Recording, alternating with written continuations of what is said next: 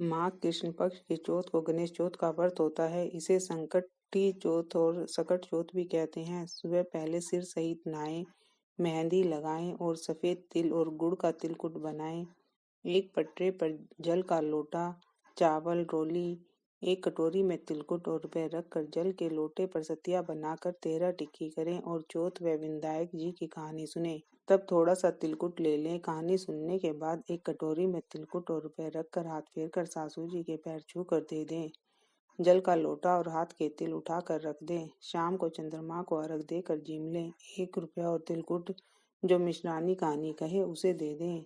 सब खाना खाएं और तिलकुट जरूर खाएं। उद्यापन विधि। अगर आपका इसी साल में बेटा हो या बेटे का विवाह हो तो चौथमाई का उद्यापन होता है। 1 सेर सफेद तिल और 1 सेर गुड़ मिलाकर तिलकुट करें और 1 चम्मच से तिलकुट की 13 गुड्डी करें। उस पर एक तेल रखकर इच्छा अनुसार पैसे रख दें।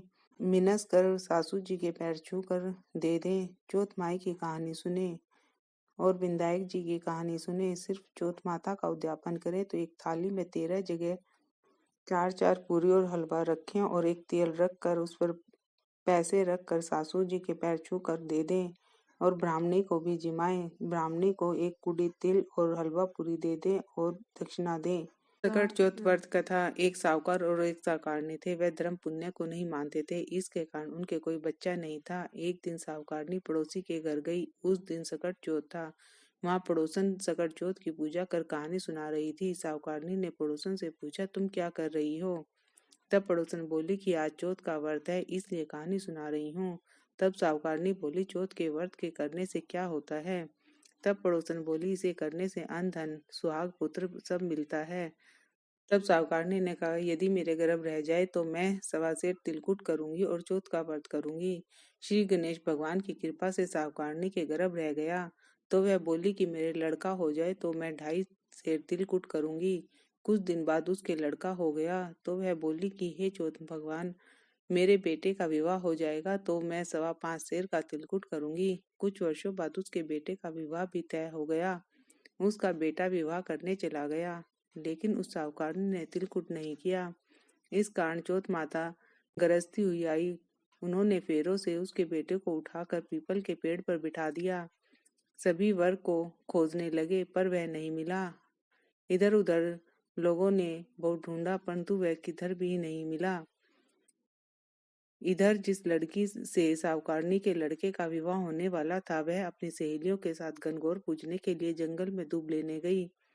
तभी रास्ते में पीपल के पेड़ से आवाज आई, ओ मेरी अर्धब्याई। यह बात सुनकर जब लड़की घर आई उसके बाद वह धीरे धीरे सूख कर काटा होने लगी। एक दिन लड़की की माँ ने पूछा, मैं तुम्हें इतना अच्छा खिलाती पिलाती हूँ फिर भी तुम क्यों सूखती जा रही हो? ऐसा क्यों? तब लड़की अपनी माँ से बोली कि जब मैं दूब लेने जाती हूँ तो पीपल में से एक आदमी बोलता है कि आ मेरी अर्धब्याई। उसने मेहंदी लगा रखी है, सेहरा बांध रखा है। तब उसकी माँ ने पीपल के पेड़ के पास जाकर देखा तो वह उसका जमाई है। तब उसकी माँ ने जमाई से कहा, यहाँ क्यों बैठे हो? मेरी बेटी तो अर्धब्याई कर दी, अब क्या लोगे? साहूकारनी का बेटा बोला, मेरी माँ ने चौथ का तिलकुट बोला था लेकिन नहीं किया, इसलिए चौथ माता ने नाराज होकर मुझे यहाँ पर बैठा दिया। यह सुनकर उस लड़की की माँ साहूकारनी के घर गई। उससे पूछा कि तुमने सकट चौथ का कुछ बोला है क्या? तब साहूकारनी बोली, तिलकुट बोला था। उसके बाद साहूकारनी बोली, मेरा बेटा घर आ जाए तो 2.5 मन का तिलकुट करूंगी। इससे श्री गणेश भगवान प्रसन्न हो गए और उसके बेटे को फेरों में लाकर बिठा दिया। बेटे का विवाह धूमधाम से हो गया। तब साहूकारनी के बेटा एवं बहू घर आ गए।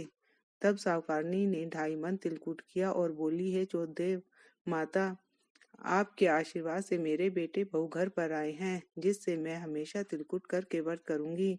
इसके बाद सारे नगर वासियों ने तिलकुट के साथ सकट चौथ करना प्रारंभ कर दिया।